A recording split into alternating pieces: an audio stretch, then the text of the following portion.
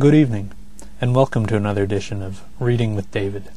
This is episode 4, and we'll be taking a look at Videocassette Recorders, a Servicing Guide by Steve Beeching, the 3rd edition.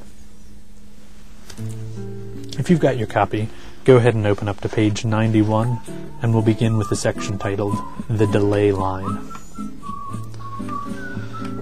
Let us consider the case of a 4.433619 MHz signal replayed into the comb filter delay line. The delay is 127.88645 microseconds, but how is this figure arrived at? The standard delay line in a color television PAL decoder is not exactly one delay line, 64 microseconds. It is slightly less. The color subcarrier is 4.433619 MHz, so the period of one cycle is 0.2255493 microseconds duration. And if you divide the delay line time, 64 microseconds, by this figure, the answer is 283.75. This is the number of whole cycles of 4.43 MHz signal that would be present inside the delay line at any one time, figure 5.5. In order for the delay line to have the necessary 180-degree phase reversal between input and output, there would have to be an odd half cycle, not 3/4, so the spare quarter cycle has to be done away with. Taking then that the content is to be 283.5 cycles, this shortens the delay length to 63.943226 microseconds. A two-line delay with no phase reversal between the input and output would have a whole number of cycles content at any one time, that is, 567 cycles. In order to have a content of 567 cycles, the delay for a two-line delay line will have to be 127.88645 microseconds. Hence, as in figure 5.5, the output is in phase with the input. When summed in the adder network, the output is a 4.43 MHz signal. Consider now that if channel 1 head were replaying and it was picking up channel 2 head's color signal, then this unwanted pickup is crosstalk. The reconversion system would convert channel 1 head color under carrier to 4.433619 MHz. Channel 2 head's crosstalk would also be converted by the same process, so it would produce a carrier which was down by 3.906 kHz, that is, 4.429712 MHz. In the same manner, channel 2 head replaying would convert the color under carrier to 4.433619 MHz. Channel 1 head crosstalk would also be reconverted, and in this instance it would be higher by 3.906 kHz, that is, 4.437526 MHz. This information means that the comb filter can have either one of two crosstalk frequencies applied to it. These crosstalk frequencies are the same for VHS and Betamax. By calculating the number of cycles of carrier present in the delay line at the crosstalk carrier frequencies, the results are as follows: 566.5 for 4.42971 MHz, and 567.5 for 4.437526 MHz. The odd half cycle in both cases indicates that a 180-degree phase reversal occurs between the input and the output of the delay line. Consequently, as shown in figure 5.6, when a positive half cycle is entering the delay line, a negative half cycle is coming out. Mixing the input and the delayed output together in the additive network results in the cancellation of the crosstalk carriers at the output of the comb filter, and hence the elimination of crosstalk. The vectorial approach to VHS. We have already seen that in the comb filter, consisting of a two-line delay period, a subcarrier of 4.433619 MHz will pass through without being inverted in phase, as this is the center frequency.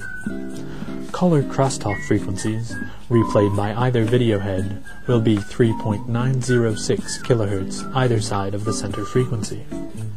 These frequencies will undergo phase inversion and will therefore be cancelled in the additive mixer at the delay line output. A frequency approach to crosstalk cancellation is the more usual description given by Betamax systems. The VHS system is more usually explained in vectorial terms, but the two can be related, as they are similar. In Figure 5.7, two adjacent magnetic tracks are shown. The phase of the color burst for Channel 1 video head is shown recorded as a color under carrier, its phase unaltered by the recording process. Next to Channel 1 video head track is Channel 2. The phase of the color signal in this track is rotated in an AFC loop by -90 degrees per line. The rotation is clockwise. Line N is taken at random when the vector rotation for Channel 2 video head is at 0 degrees. In line N+1, the vector for Channel 2 is the same as for Channel 1, except that it is rotated clockwise by 90 degrees. In line N+2, the vector for Channel 2 is the same as for Channel 1, except that it is rotated by 180 degrees, or inverted. In line N+3, the vector for Channel 2 is the same as for Channel 1, except that it is rotated clockwise by 270 degrees. The pattern is repetitive throughout the recorded track. It sets up a recognizable vector pattern for Channel 2 video head, which can be called inverted line pairs. Consider the two-line period delay line, where at any given instant the signal out of the delay line is that which went in 2 lines earlier. The additive mixer at the output of the delay line will combine 2 signals that are 2 lines apart. By referring to the replay track patterns, it can be seen that the burst phase for Channel 1 video head replay will always be in phase over any 2 lines. Channel 2 signal picked up by Channel 1 head as crosstalk will always be in antiphase over any 2-line period. It is essential for any color record replay system to arrange for the replayed color crosstalk to be replayed in the inverted line pair pattern in order to cancel in a 2-line period delay line comb filter. If we take, for example, the replay of line N+5, it is fed directly to the additive mixer, where it is mixed with a line appearing out of the delay line. This line is one which was replayed 2 lines earlier, that is, N+3. The wanted signal is in phase and is vectorially added. Crosstalk signals over 2 lines are in antiphase and will therefore cancel.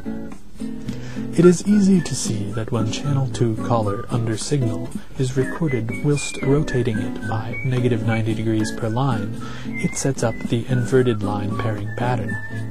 In replay, we can say that the Channel 2 wanted signal is corrected by adding back the phase rotation, plus 90 degrees per line.